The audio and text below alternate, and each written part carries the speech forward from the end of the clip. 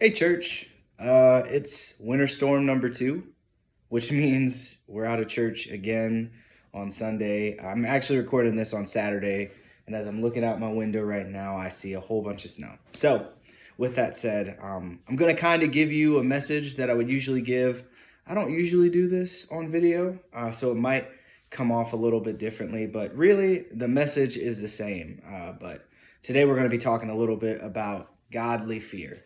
We talked about freedom and forgiveness, freedom and repentance. So we're kind of closing out that part and freedom in fear. So with that said, first I want to show you a little video to kind of go with this. Well, I don't know what will happen now. We've got some difficult days ahead.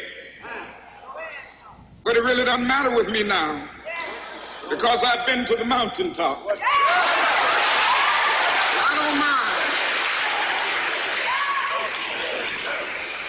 mind. Like anybody, I would like to live a long life. Longevity has its place.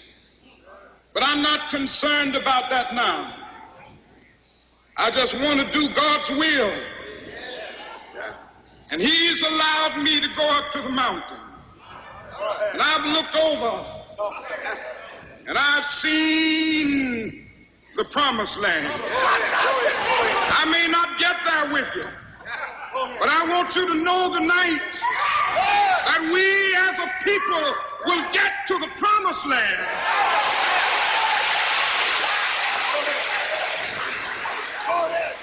So I'm happy tonight. I'm not worried about anything. I'm not fearing any man. Mine eyes have seen the glory of the coming of the Lord. So that was an excerpt from MLK's I've Been to the Mountaintop speech. Now, there's a good chance that you've probably heard it before, but there's just some things I want to point out about it. First thing is, he recorded that speech, or that speech was given on April 3rd, 1968. The next day, on April 4th, 1968, MLK was assassinated outside of his hotel room in Memphis, Tennessee. And that really spoke to me because when you listen to that speech, you hear a sense of fearlessness that MLK had, even in the face of what he could have only assumed that he would be a target. Right? Because throughout the whole civil rights movement, MLK, like many other civil rights movement leaders, were really constant targets, right? They faced threats, they faced ridicule, they faced violence in many cases. And sometimes they even faced this stuff from their own people. But yet, when you look at people like MLK, you can see even in the words that he's speaking that he lived with a different kind of fear driving him. Right? Even with the threat of death looming over him, which if you have a time to listen to the full speech, you can kind of see he's alluding to the fact that he knows he's being targeted literally at that moment.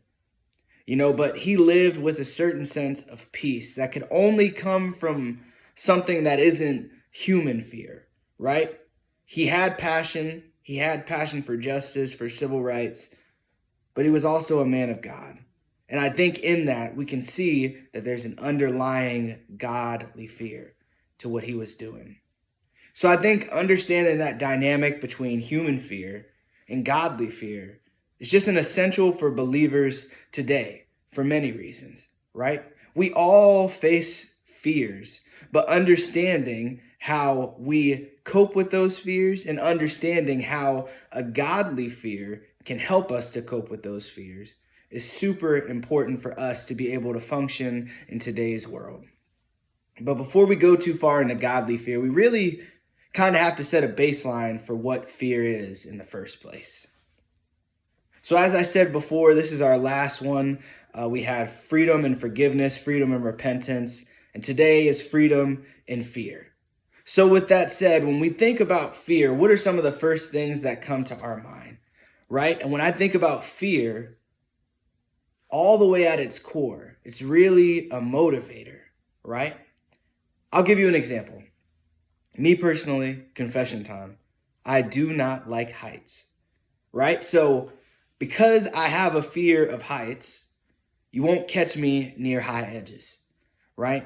I would love to see the Grand Canyon one day, but I also know that if I ever went to see the Grand Canyon, I'd probably be too scared to even look down the Grand Canyon. I would just, I couldn't do it, right? And then when I think about certain jobs, like construction work, I think about back in the day when you used to see pictures of people building buildings in New York and they're like eating their lunch on a little pipe or on a little steel rail up in the air. No, I would not be able to do that because my fear of heights keeps me from that, right? And no matter how hard I try, it's not really something that I can just turn off, right? There may be certain things that I'm able to do that just also happen to be at a high height, but the inner feelings that I have when I find myself on the edge of something or looking over something that's really high or even seeing somebody else high, right? I can't just turn that off whenever I want because it's this natural response that I have, right? So first thing we think about with fears is those. And I would really categorize that as phobias, right? That's what we immediately think of. Rats, heights. My wife's afraid of spiders. Like we all have those things that immediately elicit this visceral response within us, right? But when I really thought about it, fear is more than just phobias as well, right? Sometimes fear is really situational, right? Fear becomes a factor when we're thinking about things like danger. If we find ourselves in a position where we sense that danger is coming our way, we feel fear, right? Or when we find ourselves in a position where we just don't know what tomorrow will hold, that insecurity, that instability can sometimes build up a human fear within us. Or even think about, maybe you're trying to keep a secret from somebody. Or even beyond that, somebody thinks something about you, right? And you are just living with this idea of, if I walk into this room or if I do this thing, what will they think of me, right? Even that sort of peer pressure place is sort of a place of fear in itself, right? And if we even go back, talking about motivation again, right? We talked about fear being this core motivator. But what exactly does our human fear motivate us to do? What does it motivate us to think about? Oftentimes, it motivates us to think about ourselves, right? Think about preserving something, right? Self-preservation. I don't want people to think this about me, so let me hide it, right? I need to protect my reputation because if I lose that, I lose everything. Maybe it's self-protection. We talked about danger, right? Saying I need to run, right? If I feel like I'm in a place where I'm unsafe, I need to get out immediately. Or just this sense of wanting to find a place of comfort, If I'm afraid of something, rather than me pushing it or taking the risk, I'm just going to say, you know what, I could do without it anyway. Even if it's something that I feel is important to me, I'm going to choose comfort, right? That's how fear can drive us. There's so many different ways that fear can drive us, right? And to be fair, like we often give fear a negative connotation, right? But when we really look at fear as purely negative, it doesn't really paint the whole picture, right? Because we read verses like perfect love casts out fear and think it means that, okay, if we have faith in God, then we will never be afraid again. Like fear just won't be a thing. But the reality is, and I think even the Bible can show this at times, that we will find ourselves at times where we are fearful, even as believers, right? But it's about how we fight through that fear that ends up defining us. But I just want to sit on that just so if you're somebody who feels like I should feel a sense of guilt because I feel like I'm afraid of this thing and it's just been weighing down on you, just know that like fear is just a normal thing. Normalize fear, right? But then at the same time, we have this other sort of fear. So we've been talking about human fear, but let's really talk about this idea of godly fear. What exactly is godly fear? The fear of the Lord, you may have heard it as. But as we think about godly fear, I kind of want to walk down the same road here. So thinking about what exactly is the core motivator, right? The fact is, godly fear can also be a core motivator, right? At its core, no matter what fear is a motivator. And in the same way, when we have a fear of the Lord, it affects our behavior and it affects our preferences, right? So in many ways, fear and godly fear are kind of on the same level, just different topic, but sort of the same thing. But even though they have similarities, I think there are some important things that godly fear has that are unique, right? That make it distinct from human fear. So for one, godly fear isn't really just this situational thing, right?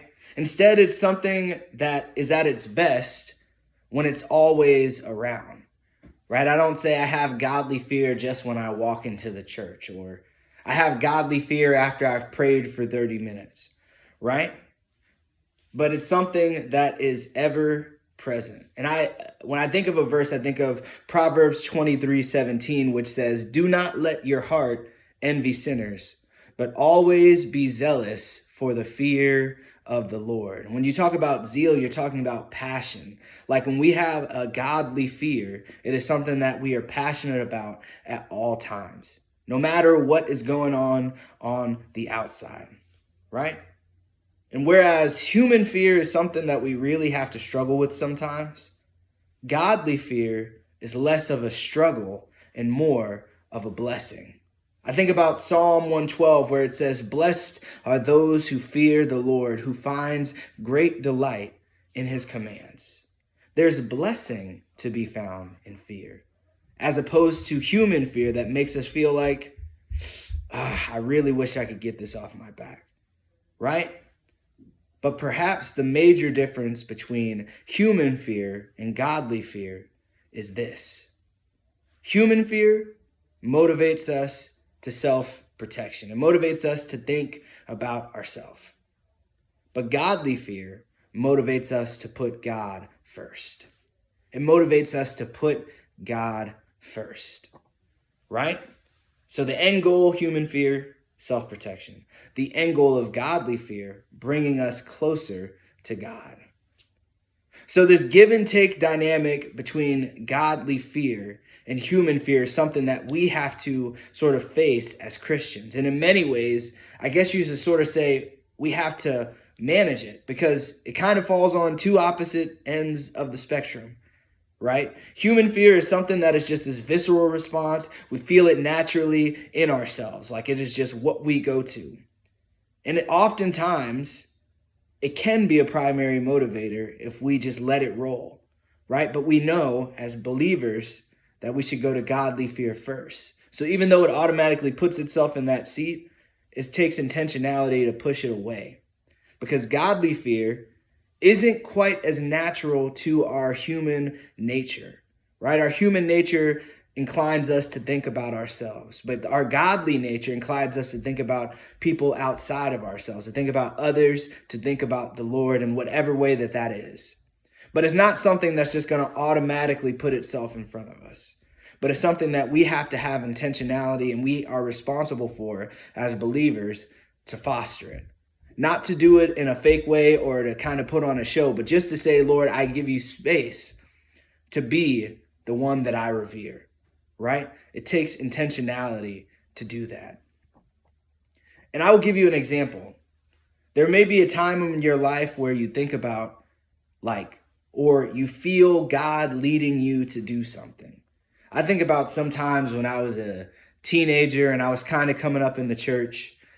There were times where we did service projects and there were times where we would feed people, but then I would just have this moment where I was just like, I feel like I should probably say something to that person.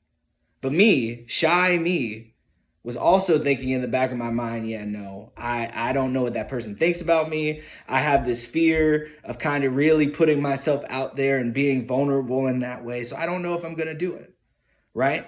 But I had that choice. Am I going to choose to follow my human fear? Or am I going to choose to lean on godly fear, right? And that's really just one situation that can be taken to so many different degrees throughout our life, right? It may be talking to somebody, but it may be also for big life decisions, or it may also be just changing routine things in your life to say, I've really relied on X, Y, or Z. I've really relied on, who knows, coffee. I've really relied on, I don't know, looking at my phone when I wake up in the morning, right? But saying, I'm going to get out of my comfort zone and kind of live with my thoughts and allow myself to reflect. Those are just some examples of how this dynamic constantly comes up in our life, right? And I think thinking about the Bible and ways that it shows what godly fear looks like, or you could say what the spirit of godly fear looks like. There's so many examples, but the one that came to me as I was preparing this message was in Psalm 34, right? Psalm 34, if you don't know, was a psalm that was written by David, right? And beyond that, if you look at the little part right before you get into the psalm itself, it says, of David when he pretended to be insane before Abimelech, who drove him away, and he left. So, okay, he pretended to be insane. What is this situation, right? So just to give you a bit of the 411 on the situation, in this passage, David's on the run from Saul. So this is when Saul's like, I've got to get at David. I got to take this guy out because he's going to take my crown. I just got to get rid of him. So David's sort of having to maneuver himself so that he's not in harm's way, right? There was plenty of fear on his shoulders. And at this particular point in this passage, which can be found in 1 Samuel 21, 10 through 22, 1. In this particular passage, he comes across a king of Gath, who at the time, the reason that they use Abimelech here is because kings of, at this particular time, were given that title. This king says hey, isn't that David, the guy who's, they say, Saul will kill his thousands and David his tens of thousands. Isn't that the guy that everybody's really trying to chase right now? So David finds himself, if we're going back to human fear, he finds himself in a position where, okay, he is facing this fear that is coming his way, right? He's facing danger, for one, literally over his life. He's facing this idea of, they must know who I am, right? I have to get away. And in this moment, he doesn't know what else to do but act insane. I mean, there is no deeper biblical thing that I can really think of right now to really explain what he did. It's just a wild story to really think about. But at the end of the day, God kept him safe, right? It may be complicated, but God kept him safe through it.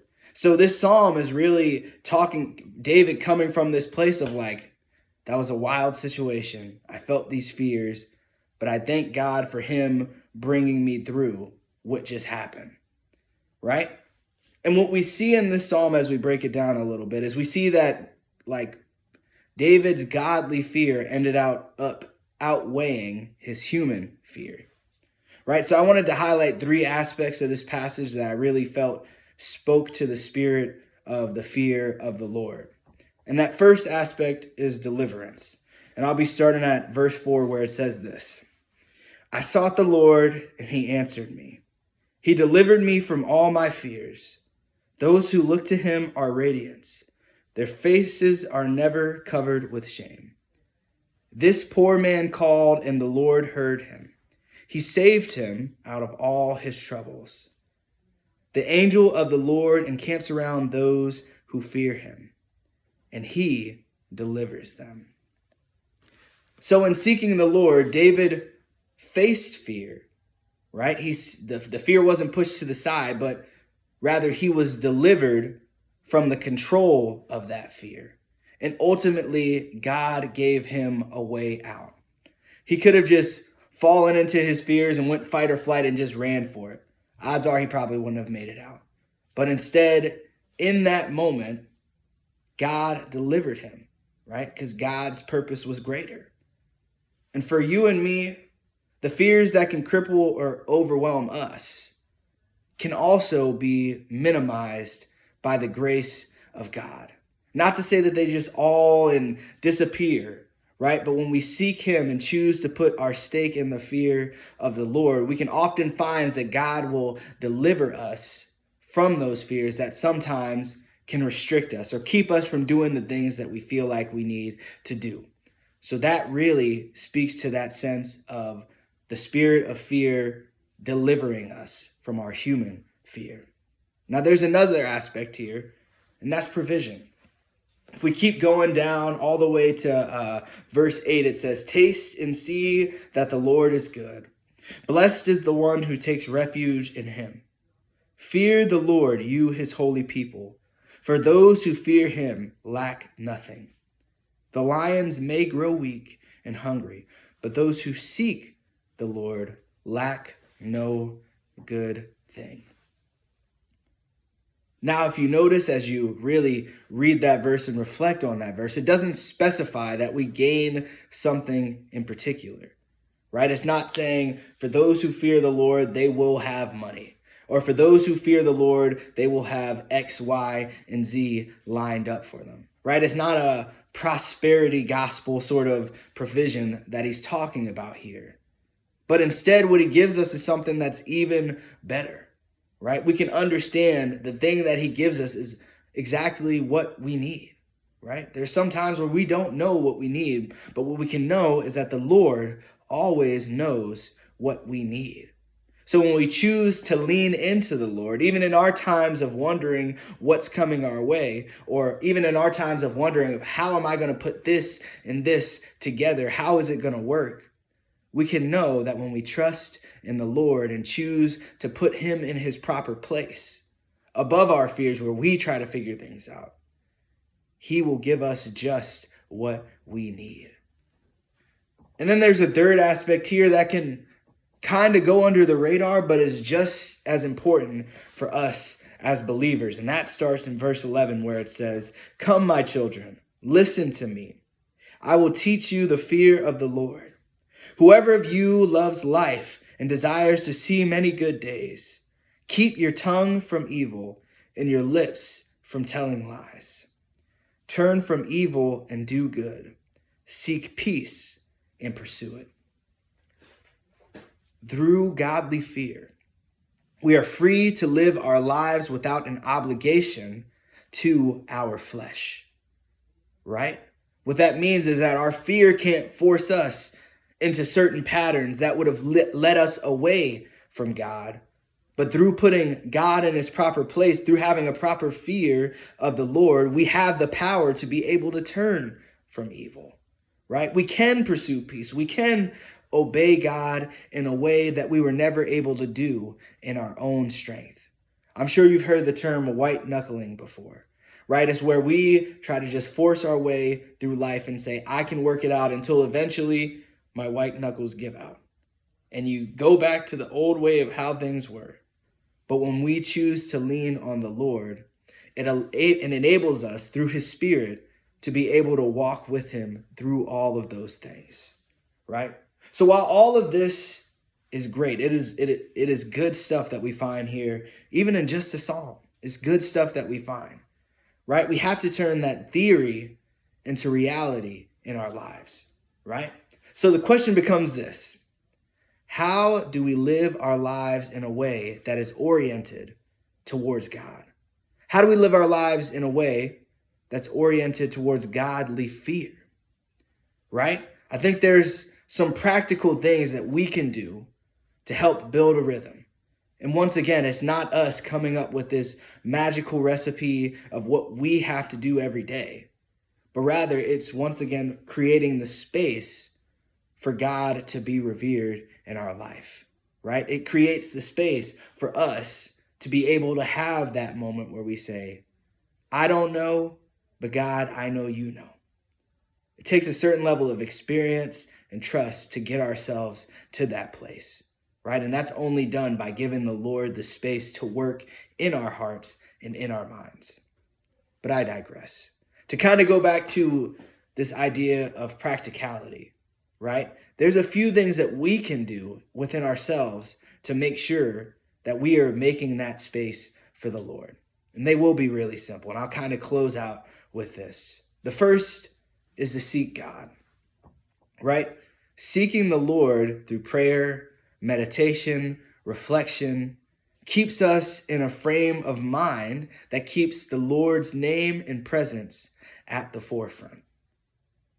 Sometimes we can go through our lives from A to B to C to so on and so forth, right? Without even thinking about it. We've built this routine in the way that things are, and we just say, okay, we're just going to keep running with it, and that's it. But by seeking God, we create space for him to be at the forefront of our minds as we live our lives, right?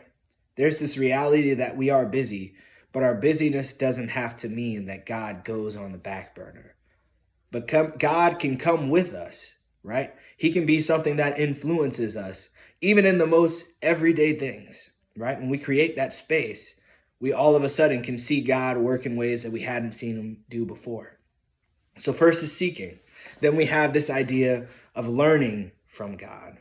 Now, the most common way that we can do this is studying our word, right? Proverbs 9:10 says, "The fear of the Lord is the beginning of wisdom." So clearly there's this connection between having a proper fear of the Lord and also being a wise person, right? If we put our fear of the Lord down here, it doesn't matter how much we read. So once again, it comes down to that idea that God, seeking God, puts us in a mind space to truly learn because we put God in his proper place. But all that to say, just pursuing him consistently, right? Reading our word consistently. It's just one of the little things that we can do to make sure that we are seeking the Lord and that make sure that we are putting him in his proper place at all times, right?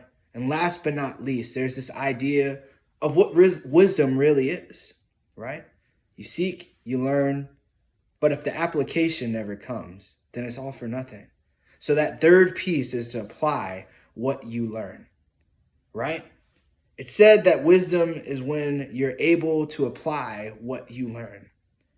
So in the same way, there's no substitute for living out a reverence to the Lord than through obeying what he says.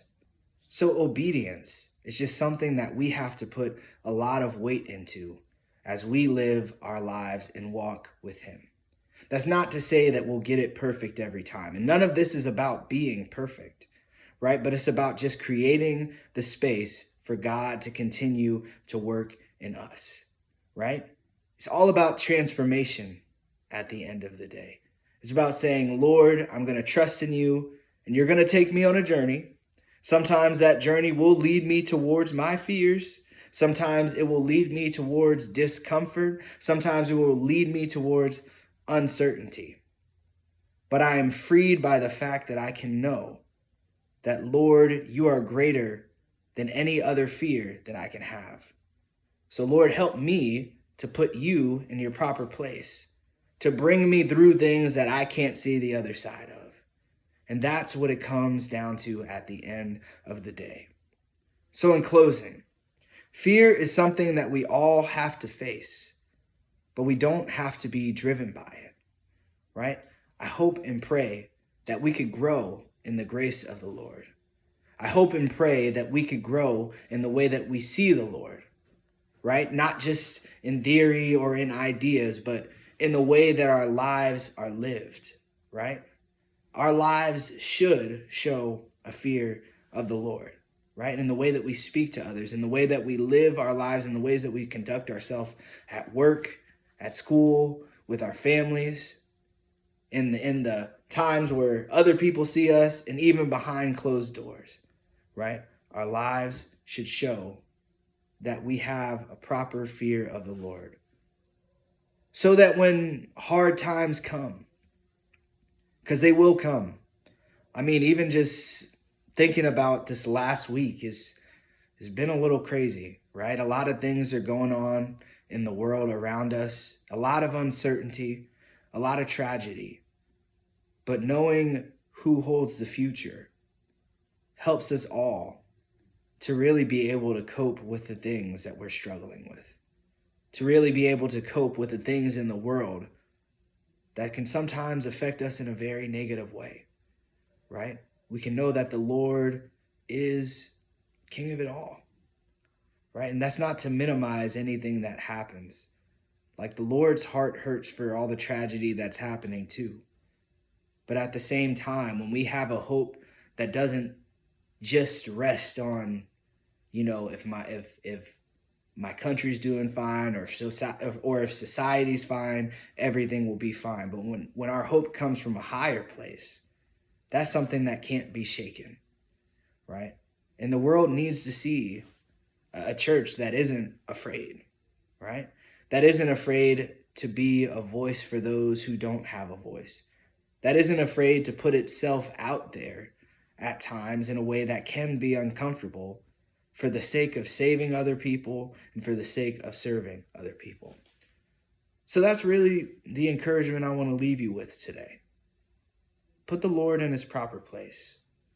Ask him how he can use you in this week. Are there areas of your life that you've really been afraid to get out of your box? That you've been afraid to put yourself out there for whatever reason? Whatever those areas are, I just ask you to spend just a few minutes right after you listen to this to just think about it and ask God, like, Lord, can you just show me how to get past my own fear? Help me to take that next step, Lord. Help me to trust that if this is something that you're calling me to, that I can know that no matter what, it's the right thing. No matter what the outcome may be, but it was the right thing to do. So yeah, church, I leave you with that today. I hope that you guys all stay safe out here in this snow, and just be blessed.